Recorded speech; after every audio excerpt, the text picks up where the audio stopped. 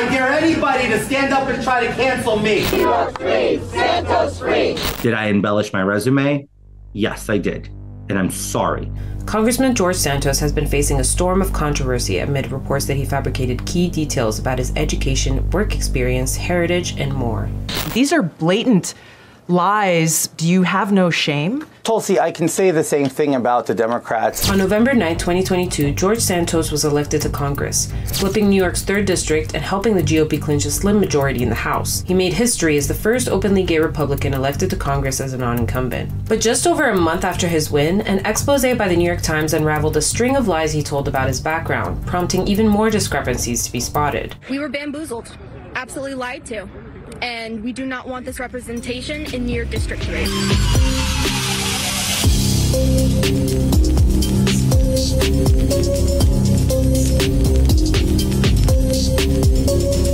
I put myself through college and got an MBA from NYU, and I have zero debt. Nothing in life is free. And the harder you work for something, the more rewarding it is. Today, I stand very proud with the bachelor's and master's degree, all New York educated, Baruch College and NYU for my MBA. Santos's website once claimed he got a bachelor's degree in economics and finance from Baruch College. His biography on the National Republican Congressional Committee's website also previously mentioned him studying at New York University. Both Baruch and NYU, however, told the Times they could not find any records of him attending. Santos has since admitted to the lies to the New York Post.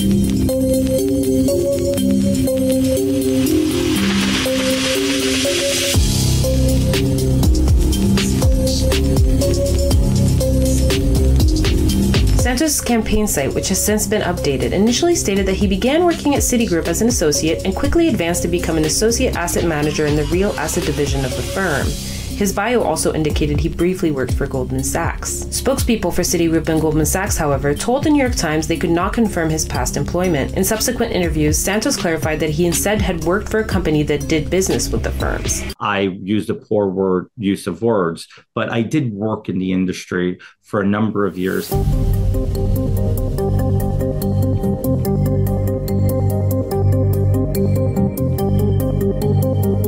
According to her obituary, Santos' mother actually died in 2016, more than 15 years after 9/11. Santos himself confirmed the year of her death in a tweet just months later.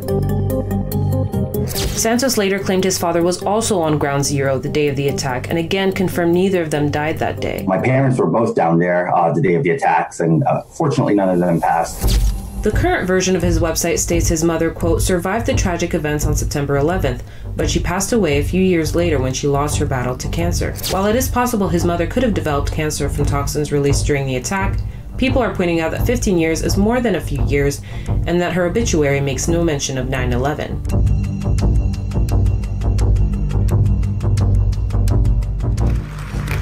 Oh, good morning. Shabbat Shalom to everybody. Lee has served as an inspiration, as a friend, and as a leader for the Jewish folks in Congress, at one point being just 2 members. So now we're going to be 3.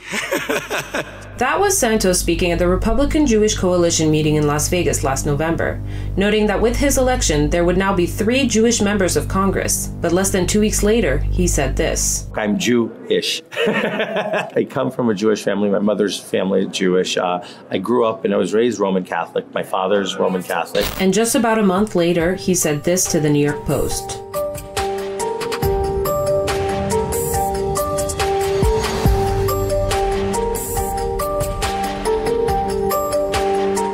I've seen how socialism destroys people's lives because my grandparents survived the Holocaust. We're no stranger to persecution. My grandfather fleeing Ukraine in 1920s to Belgium, then fleeing Belgium to Brazil in 1940. It's a story of survival, of tenacity, of grit, as we like to call it. According to genealogy records first uncovered by the Jewish news site The Forward, Santos's grandparents were both born in Brazil before the Nazis came to power. CNN also interviewed multiple genealogists, none of whom could confirm the claim that Santos's grandparents had fled the Holocaust. Since all of these revelations were made, people in Santos's district have been calling on him to resign.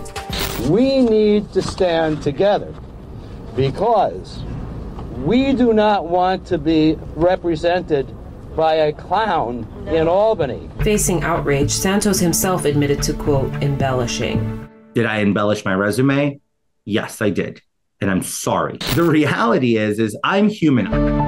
More aspects of Santos's life have since come into question. Claims about his income, his philanthropic credentials, his property ownerships, his mother's career, and even a claim that he lost employees to the Pulse massacre. At the Pulse nightclub in Orlando in 2016, which I happened to, at the time, have people that worked for me in the club. My company at the time, we lost 4 employees. How dare he? How dare he try to score political points or gain sympathy by lying about losing employees? Santos is now under investigation by local and federal authorities for misrepresenting himself to voters and for potential crimes regarding his finances and campaign spending.